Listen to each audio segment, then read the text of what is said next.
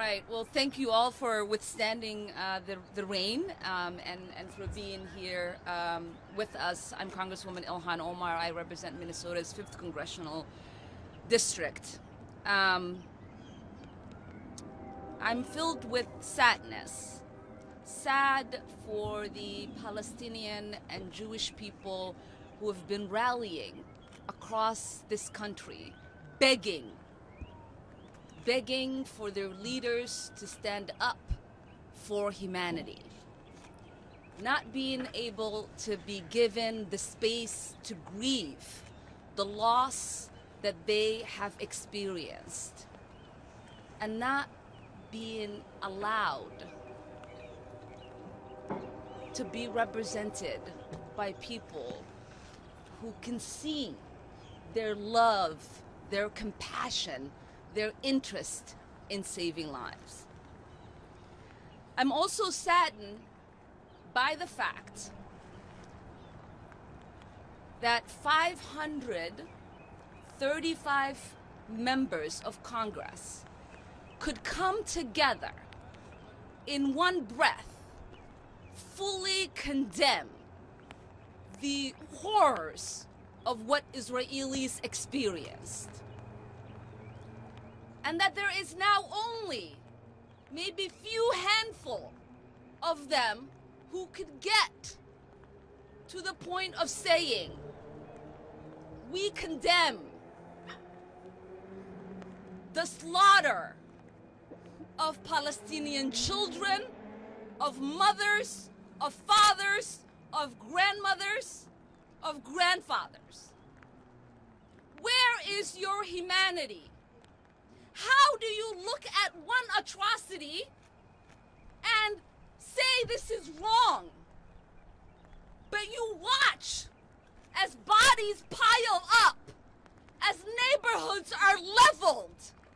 Israel has dropped more bombs in the last 10 days than we dropped in a whole year in Afghanistan. Where is your humanity? Where is your outrage? Where is your care for people? How is it that we have a president who is talking about releasing hostages, who is talking about getting American citizens out of Israel, but could not get himself to say, I want to save and work to save the hundreds, thousands of Americans is stuck in Gaza? What is wrong with you? How is this possible? Wait, so is certain American's life important than another? Is the American that is living in Gaza less important than the one living in Israel? How is it that you're telling American citizens to go to the south of Gaza, but you can't tell Netanyahu not to bomb the south because there are Americans there? How is it that you are not condemning that Israel has bombed the crossing where humanitarian aid is supposed to get through Egypt, where we are asking our citizens to have safe passage? How? How is it that you continue to give lip service and hope for a negotiated humanitarian access when it's not happening? What is going on? How are we living this way? I want to say how insane and painful and scary it is to work and serve in a space where we have a member in our caucus say all Muslims are responsible for this, and not a single condemnation comes from our caucus leadership or any member of Congress. How is it that we are serving in a body where there are members who condemn us for asking for peace, for ceasefire? The most simplest thing So many people across the world are calling for a ceasefire. So many leaders are calling for ceasefire. Over 65% of our own population here in the United States is calling for a ceasefire in the latest polling. What are we doing? I survived war when I was 8 years old.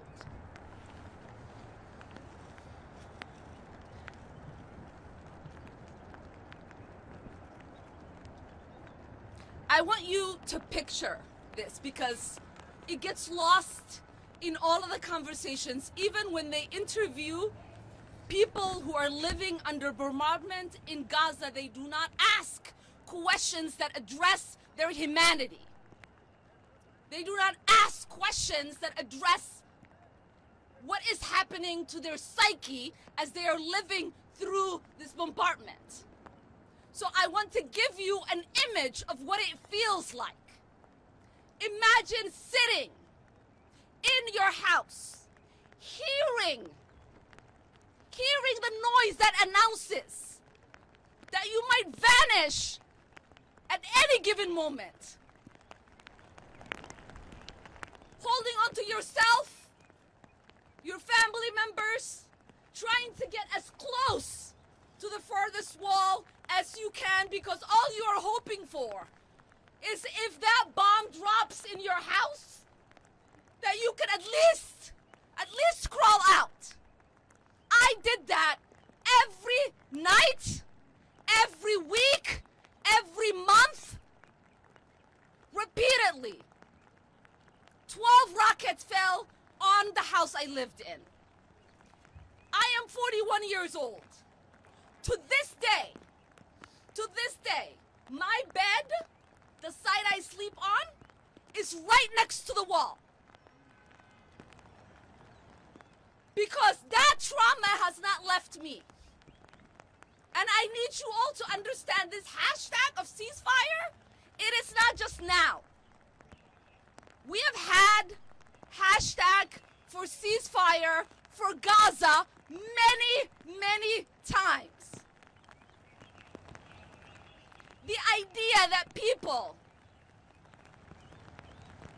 who have been mass cleansed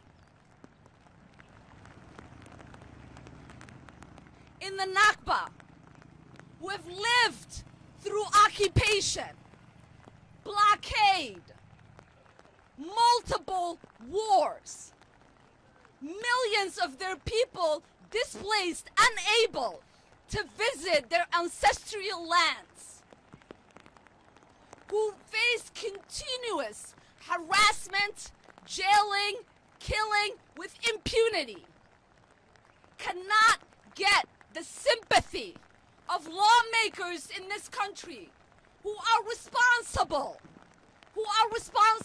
in not creating the condition for the Palestinians to realize their own self-determination, to live as free people, to have their humanity intact, for them to decide how much water they will have, where they can grow their olive trees, when and if they can visit their family members that live in other villages.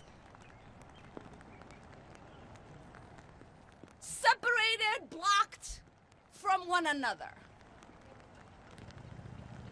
This is insanity, and we can no longer stand for this insanity.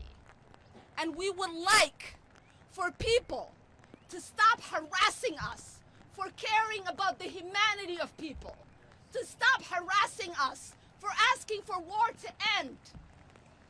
Because those of us who lived in war don't want to see war continue. You might be fine with that. Your stock prices might go up. But I am not fine with war. I am not fine with weapons being sent to kill children, like the ones I played with. I am not fine with that. So yes, you can threaten me, you can harass me, you can follow me around. But I am never going to stop saying Palestinians deserve freedom, that we need to free Palestine, And I am never going to stop saying that there is no way that we should allow in sending more bombardments to kill Palestinians. Thank you.